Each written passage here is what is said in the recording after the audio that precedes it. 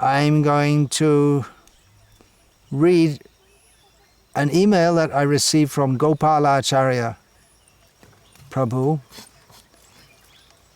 from Poland, presently residing in Salem in India. This is a comment on the class I gave recently on the topic that are Western cows actually pigs. So he wrote as follows: "Thank you for the class on cows. It will help many devotees to happily continue their Go Seva in the West." I hadn't actually thought of that, but that must be discouraging for devotees in the West if they're told that the cows they're looking after are actually pigs. Who wants to do pig raksha? Krishi pig raksha? No, it's go raksha. So is it impossible in the West? No. I'm going to translate this class into Polish. One point, however, I wanted to share with you, as we had researched it in the past with Aravinda Prabhu.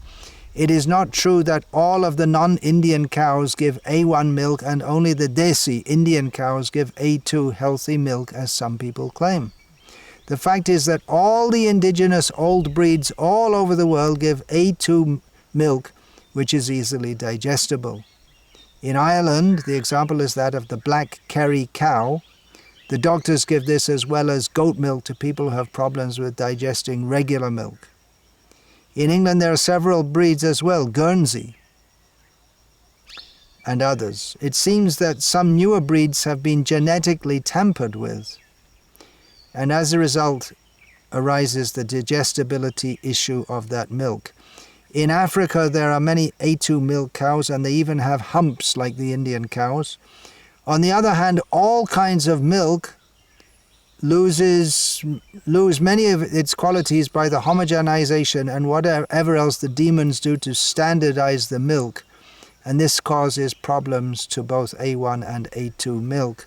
Another problem with health issues is the amount of dairy products that people consume in the West, and so many more things could be said. The amount of dairy products, well, it all depends on digestive power. Traditionally, people in India would take a lot. Pots of ghee. Is it? Maybe this cheese. Maybe this mozzarella. They take too. The thing is, if you eat meat, then you get, and you take milk products also, then you get an overdose of protein and fats and all this kind of thing.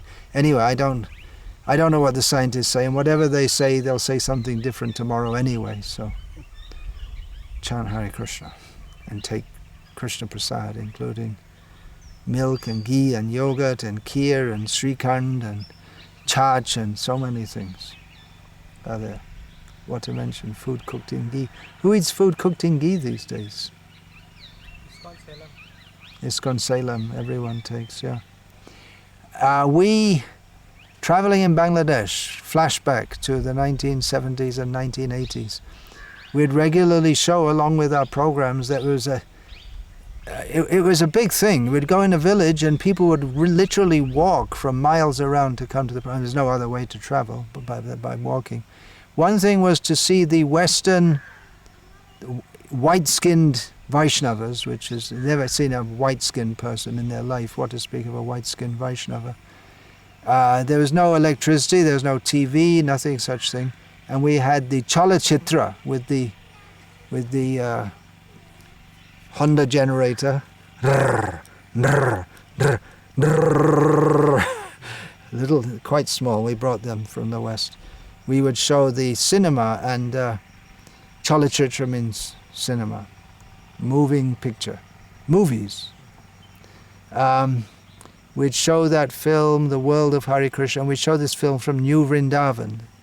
It was translated into Bengali, obviously, because people, many of them couldn't even understand Bengali, standard Bengali very well, because they just spoke their own local dialect without any TV or radio. Some people had these transistor radios, but otherwise people, even today in Bangladesh, people, they hardly follow.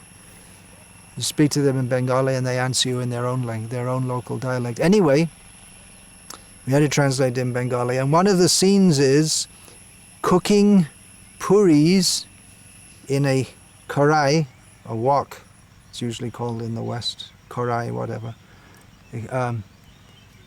in ghee, and everyone would gasp, because they didn't ghee. They'd have they'd literally have a bottle this size, which they'd bring out for us for special guests. This size. They were very poor in those days. It was just they're still very much afflicted by the